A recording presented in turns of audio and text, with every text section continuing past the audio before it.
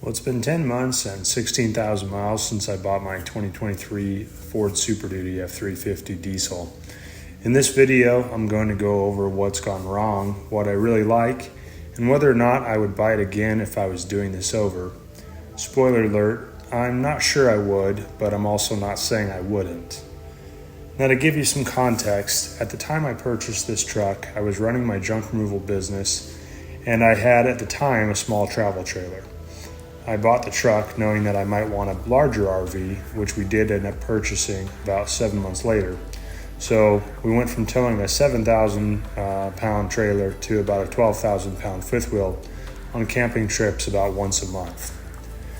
Fast forward to today, I sold the dump trailer and closed the junk removal business to spend more time with my family on the weekends. I also sold my Toyota Tundra last weekend, which I used to daily drive the 24 miles round trip to my day job. So I am now daily driving my nearly 25-foot long truck to work, to the gym, and anywhere else I go. But there is good reason for this, sort of.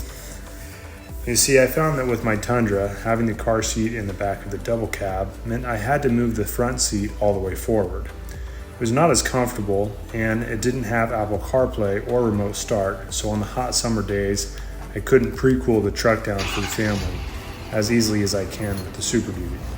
I do love that remote start. Now, these little things caused me to drive the Superduty more than the Tundra because it was just more comfortable. With that, I really didn't have a need for two trucks anymore, especially when I wasn't driving one, which is why I sold the Tundra. Also, the Tundra just simply couldn't tow our new fifth wheel, or at least new to us fifth wheel, so it was kind of an obvious choice to sell that truck. Now for the good stuff of this truck. I do love the comfort of the Ford. I actually find the seats in this XL model to be quite comfortable, and the visibility of the large windows and mirrors is superb. The power is also awesome, and I just feel super safe in this truck. I feel like I'm highly visible on the road, heavy, and I drive this truck slow, so it gives me a really great feeling of safety on the road. It's also high up, so I have a good view of the other vehicles, and at over 8,000 pounds, it just feels very substantial. Now, I also love that the XL came with Apple CarPlay standard, and that it has a 48-gallon fuel tank, which came with the long bed. Towing, I can get about 500 miles of range at about 11 miles per gallon. That's with the fifth wheel. And not towing, that number goes up to about 800 miles between fill-ups, averaging roughly 17 miles a gallon around town and closer to 19 or 20 on the highway. Now, I will say I tend to fill up around a quarter of a tank, so I don't get quite that much range out of it, but I could. Let's talk about mileage. So this truck has the 6.7 high output Power Stroke diesel with 500 horsepower, 1200 torque, and it comes with the 10-speed automatic transmission, which I found to be pretty good. I also have the 331 rear end gears, so it is geared fairly high, I guess, which means that at higher speeds I have low RPMs. Like I said, I can pretty easily manage 19 miles a gallon on the highway, sometimes 20 or 21 if I'm not towing, and around 11 to 13 depending on the grades with a full trailer. And that's, like I said, about 10 to 12,000 pounds. The trailer's 10 dry. So, overall, these aren't bad numbers. Now, one thing I want to touch on is that the fuel mileage goes up significantly by about 2 or 3 miles per gallon whenever I use the Arch Oil AR6500 diesel fuel additive. And what I do is I add about 1 ounce per 10 gallons, which is their recommended solution mix. And I do notice, like I said, that the mileage goes up significantly. But not only does the mileage go up, the truck runs a little bit smoother. You can just feel that the motor is happier. It's a little bit quieter. And this truck is already fairly quiet as it is, but it just seems like the truck runs happier in every single way whenever I run this diesel additive. I have absolutely no affiliation with Arch Oil, but some of the channels that I do watch for Power Stroke maintenance definitely do say high things about this diesel additive, and my personal experience says that it's probably worth the money even if it's just in long-term insurance for the engine to run well. But I think that the cost of the additive pays for itself in the increased mileage as you use it. All right, enough about mileage. Some more about the truck. I got the XL Off-Road Package, which has a slimmer front air dam and also comes with skid plates, locking rear differential, and Goodyear Wrangler tires. I love this $950 option personally because I think the truck looks good and it comes well equipped the way I would want it. I also like my XL base work truck spec pack because it's super easy to clean the dog hair or kid snacks off of the floor without having any carpet. So this is exactly why I got the XL, because no carpets, it's easy just to clean out. And my dog's been back here for like 2 days and it's already so hairy, so we're gonna get cleaned up. The vinyl seats are also comfortable, as I mentioned, and pretty easy to clean. Now let's move on to some of the problems I've had with the truck. And I'll start with number one because it's the most common issue, and that is that the Apple CarPlay randomly disconnects mid-trip.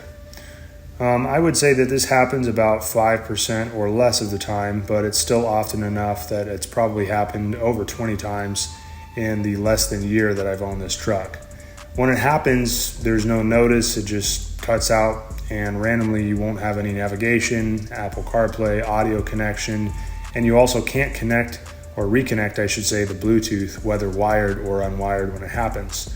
The only way to seem to reset this is to turn the truck off and turn it back on. Now, if you're on a road trip with the family, this isn't the most convenient situation, so you just got to deal with it until we actually need to stop and then turn the truck off and restart it again. It's an ongoing issue. I've done firmware updates on both the truck and my phone, and I can't seem to pinpoint why or when it happens. It just pops up and goes away on its own.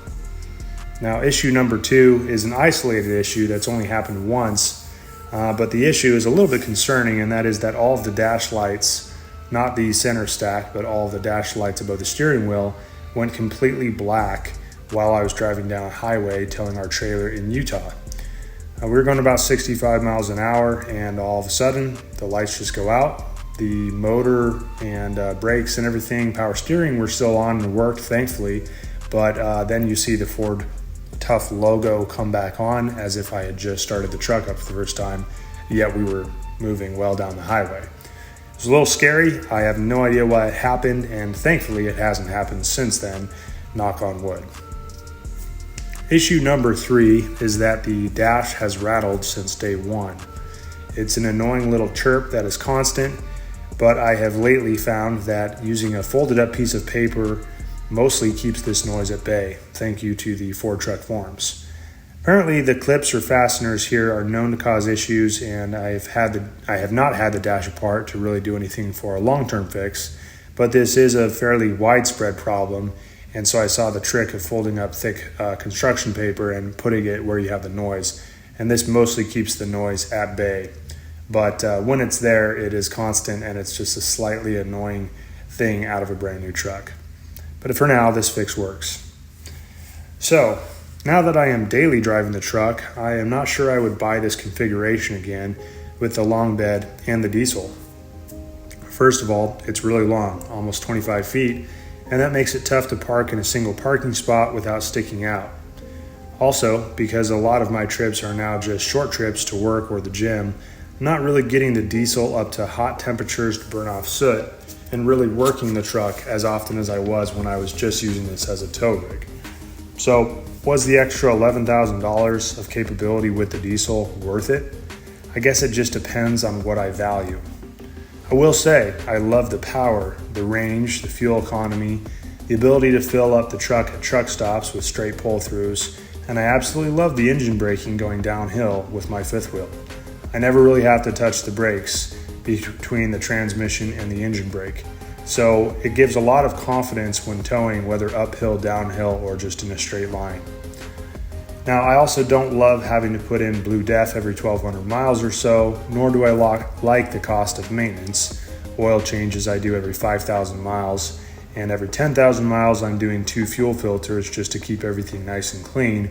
That runs about $450. when I do the fuel filters. So, maintenance is significantly more expensive than a gas truck, and just the upfront cost of owning this truck or buying this truck is significantly more expensive than, say, the 6.8 or the 7.3 liter gas motor that Ford offers.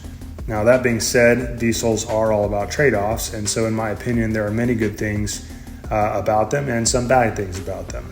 I guess ultimately what I would say is I really like the truck, and there's never going to be a perfect setup that does everything really well. Just like a dirt bike is not great on the highway, but it is good in the dirt, an F350 is a bit of a bear to daily drive, but it is an absolutely great tow rig if you're going to own one truck. So I will say that my ownership experience has been pretty good overall. Would I buy a gas short bed truck if I was going to do it again? Perhaps so, knowing that I am going to daily drive this truck for a while now. But then again, that wouldn't be as capable of a tow rig, and it wouldn't do all of the things as well in the categories that I've mentioned before. It would have much less range with a smaller fuel tank. I wouldn't be able to fit my fifth wheel hitch with a large toolbox without having a slider hitch. And so, pros and cons to everything. Overall, the truck has been a good truck for me so far, and at 16,000 miles, I would say that my ownership experience is generally a pretty positive one. And when I looked at the competition, there were compelling things about both the Dodge and the Chevy trucks. There were reasons I went with Ford, and that was simply due to the comfort and the features that were offered at this particular price point and trim level. So overall, I would rate this truck a win for me, given what I'm doing with it. It's not perfect, nor will any truck ever be, but that's my honest review at 16,000 miles. Thanks for watching, and I will update you as we get up higher in the mileage, and hopefully no other problems present themselves, but the ones that I've had do seem fairly minor so far, so I'm grateful for that. We'll see you on the next video. Bye for now.